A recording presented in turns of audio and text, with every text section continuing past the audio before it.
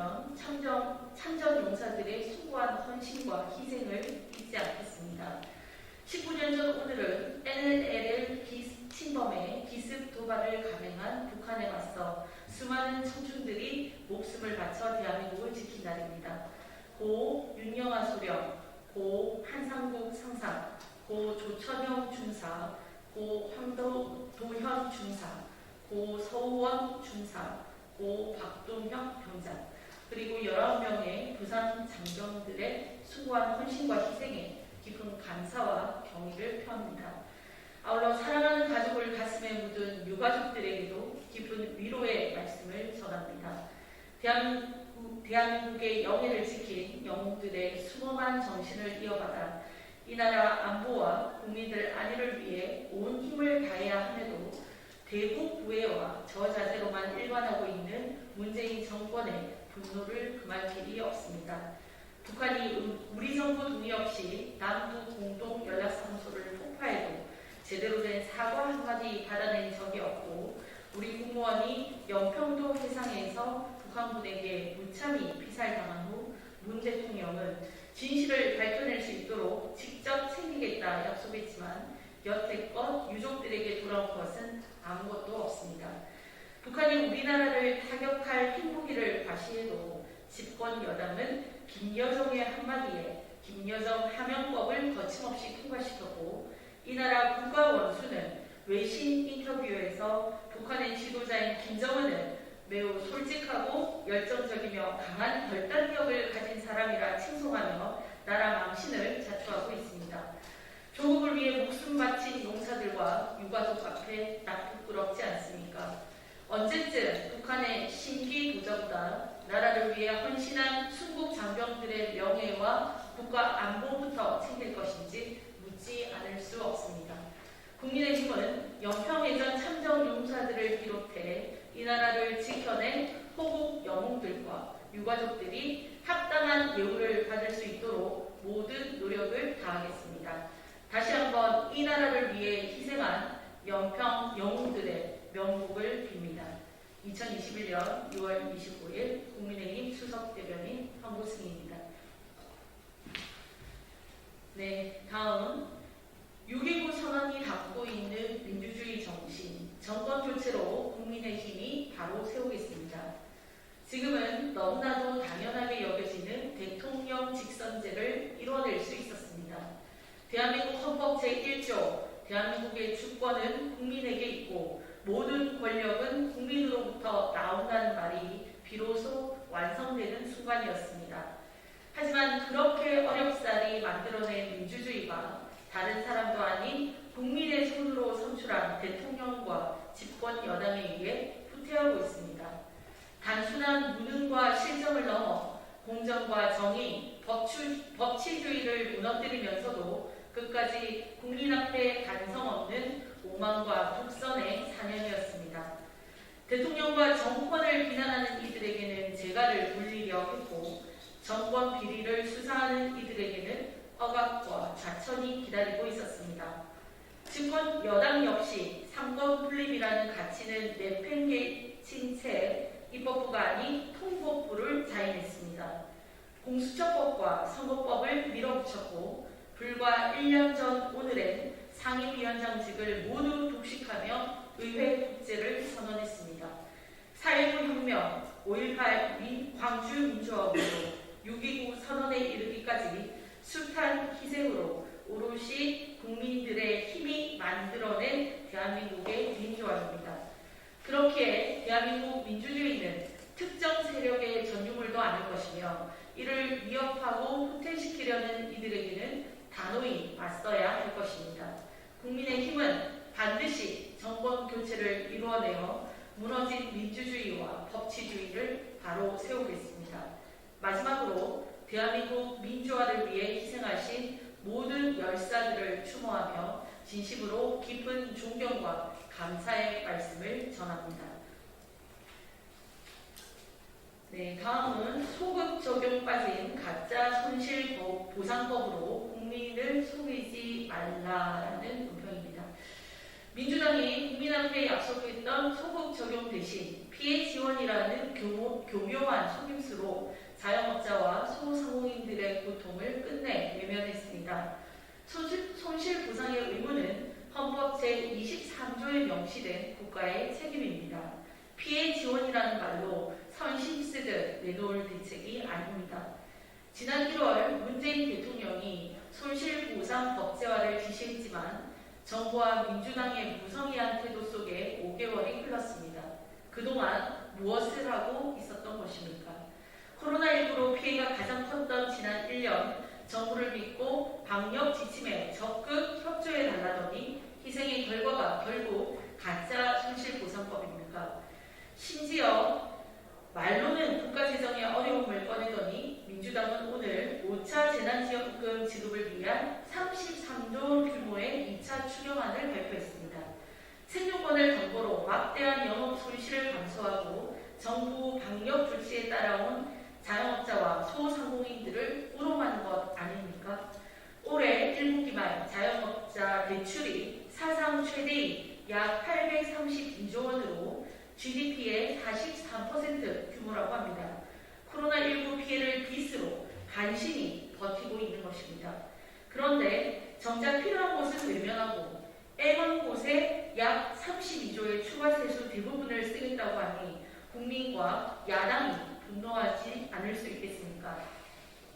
민주당이 기어이 법사위와 본회의마저 가짜 손실보상법을 날치기로 통과시킨다면 소상공인과 자영업자들의 절박함과 야당과의 협치를 외면한 혹독한 대가를 치러야 할 것입니다. 소급 적용 빠진 가짜 손실보상법으로 국민을 속이려 하지 마십시오. 국민의힘은 끝까지 막아내겠습니다. 다음은 남 탓은 멈추고 인사검증 시스템부터 제대로 점검하십시오.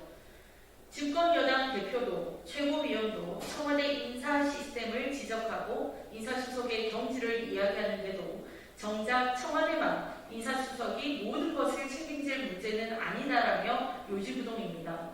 문 대통령은 인사수석에 대한 마음의 빛이라도 있는 것입니까? 아니면 이런 인사를 계속해 나가겠다는 의지의 표현인 것입니까? 김기표 전 반부패 비서관의 부동산 투기 정황은 등기부 등본, 위성사진, 토지 대장만 대조해도 쉽게 확인되는 것이었습니다. 그간 후보자 또는 내정자 서류를 세심히 들여다보고 충분한 검증 과정을 거쳤다면 인지 가능한 의혹들이 수두룩했습니다. 그럼에도 내 편이 아니다라고 하면 그 말만 믿고 넘어갔기에 국정을 혼란스럽게 하고 사태를 이 지경까지 만든 것 아니겠습니까? 김 전 비서관의 부동산 연끌 대출, 맹지 사전 매입 논란에 이어 부동산 업자와 손을 잡고 투기 붕업에 나선 의혹마저 제기되는 등 까도 끝없이 나오고 있습니다. 이도 모자라 얼마 전 임명된 김한규 정무비서관 부인의 보유 농지를 둘러싼 농지법 위반 투기 의혹마저도 언론에서 보도되었습니다. 이번에도 인사검증 시스템 탓, 당사자가 밝히지 않은 탓으로 돌려 남 탓만 하며 어물쩍 넘어가려고 하는 것입니까? 국민 혈세까지 사용해 많은 정보를 누리는 청와대가 인사검증 시스템 탓을 한다면 문 대통령의 남은 임기 동안 도대체 어떻게 인사검증을 해나갈 것인지 답해 보십시오. 선무당이 장부 탓만 늘어놓고 있으니 국민 불신만 늘어나고 있는 것 아니겠습니까?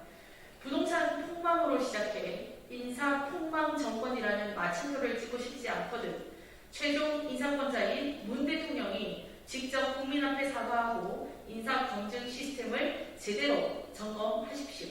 김혜숙 인사수석을 비롯한 청와대 인사 라인의 전면적인 교체가 인사검증 시스템을 바로 세우는 첫걸음이 될 것입니다. 네, 다음은 최재형 감사원장 사퇴 관련 구두 논평하도록 하겠습니다. 막무가내식 탈원전 정책에 대한 공정한 감사를 진행했다는 이유로 억압받던 최재형 전 감사원장이 사퇴했지만 대통령은 바람직하지 않은 선례를 만들었다는 총평을 남겼고 이를 바라보는 국민들은 어리둥절하기만 합니다. 정작 지난 4년간 한 번도 경험해보지 못한 나라를 만들며 바람직하지 않은 선례를 만든 일은 다름 아닌 문 정권이기 때문입니다.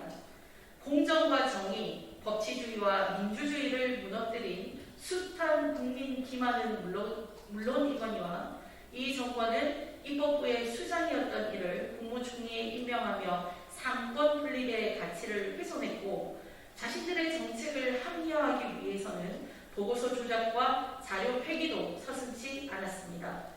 권력에 대한 수사를 막기 위해 오로지 정권 보위를 위한 공수처를 밀어붙였고 수차례의 인사폭포와 검찰 흔들기로 결국 정권을 수사하던 윤석열 전 총장을 자리에서 내려오게 만들었습니다.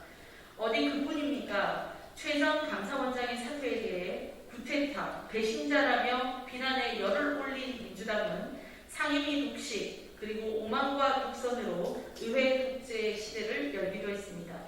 그렇기에 이 정권이야말로 국민을 배신한 것이고 또 그랬기 때문에 깨끗한 공직사회와 신뢰받는 정부를 실현해 나갈 적임자, 검찰개혁의 적임자라며 이 정권이 그토록 지켜세우던 이들조차 등을 돌린 것입니다. 이제 1년도 채 남지 않았습니다.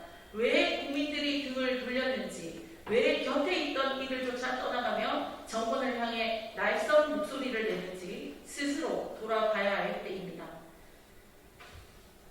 네, 마지막으로 오고돈 전 시장 1심 선고 관련해서 구두 논평하겠습니다. 피해자에게 씻을 수 없는 고통과 아픔을 준 것은 물론 헌정사에 씻을 수 없는 오점을 남기며 국민을 기만한 오고돈 전 시장이기에 그의 합당한 죗값을 치르는 것은 당연합니다.